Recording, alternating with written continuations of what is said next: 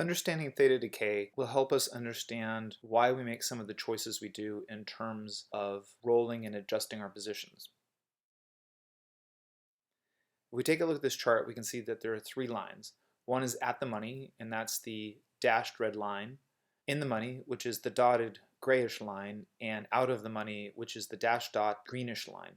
You'll notice that they all have odd behaviors as they get closer to 0 days to expiration.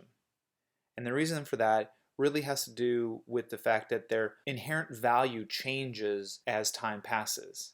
At the money options are by far the most valuable the further out.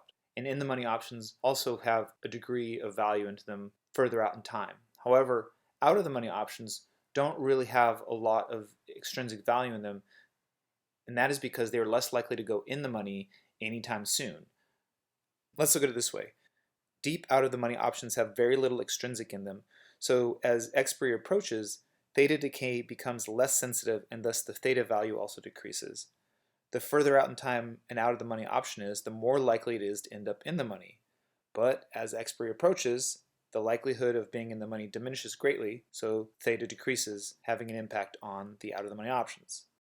Deep in the money options are made up mostly of intrinsic value, and because they have less extrinsic value, theta decay has less of an effect on them.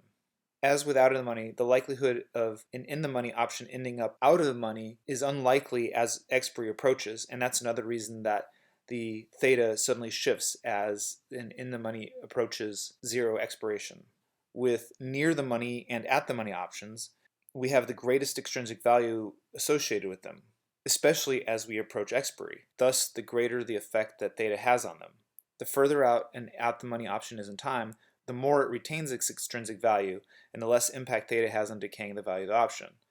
Think of it this way: an at the money option has the greatest risk, that is because it's at the 50 delta, of moving in or out of the money. And with that risk comes the most value. The more time an option spends at the money, the more it retains the value due to the probability of movement.